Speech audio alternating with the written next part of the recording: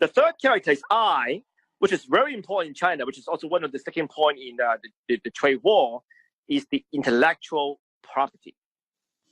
Must be IP. So you must pay attention to the IP in China because, as you know, Steve, unlike America, China is first to file, not first to use, which literally means that if you file your name first, you file your trademark and patent first, and your name first in China, you own it.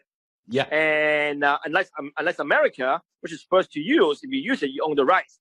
So I don't care how long and how big the company name has been around, if you don't file the name, the trademark, your brand in China, in Chinese and English, if some other local guy knows that Steve's coming to China, he got a major company here, and they file your name, they literally own the name, and they have to you have to spend millions of dollars to get it back from them.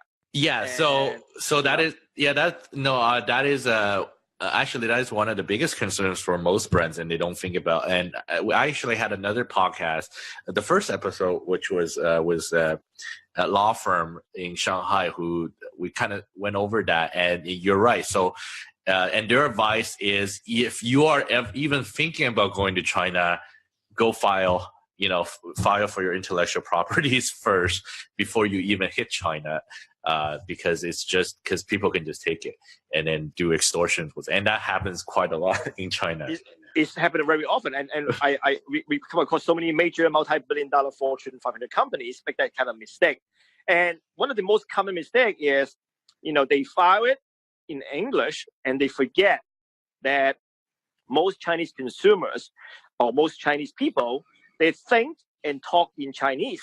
They don't think and talk in English. Right. English is not the first language. So, and they forget to file their Chinese name, in trademark or patent or brand, through the right law firm, and then they make the mistake that and somehow the Chinese firm or the Chinese people file their name in Chinese and own that. Mm-hmm. And case in point is when Pfizer, the multi-billion-dollar pharmaceutical giant from US, when they first market Viagra into China, did they market Viagra into China? I didn't even. Yeah, they did. I mean, it's a $1 billion drug, right? I mean, right. It's obviously a major need for that, right? Yeah, a billion customer, but they forget to file the Chinese name Uyghur, in somebody own. Yeah. Somebody filed the Chinese name Uyghur. Oh, really? And they own it, and they have to spend millions of dollars to get it back, which is crazy. So think about it. If you don't file the Chinese names, you may file Viagra, but you didn't file Uyghur. Nobody called Viagra; they call it Uyghur. Yeah. So, that's a very. It's very popular in China, that name. But absolutely. No, I get you.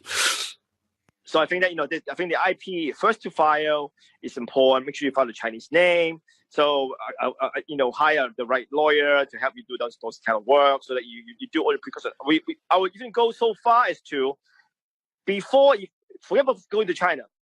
If you go to China for a trade show, just for a trade show, to attend a trade show in China, right? You talk to any local trade show attendees, right, about your intention, your company's intention to go to China. Before you tell them anything, file them first. Because you'll talk to them, you come to China?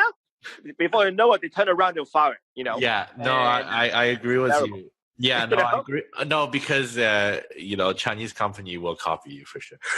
So that's actually a very good advice, because if they think there is potential, they will not hesitate to knock you off in China. So yeah,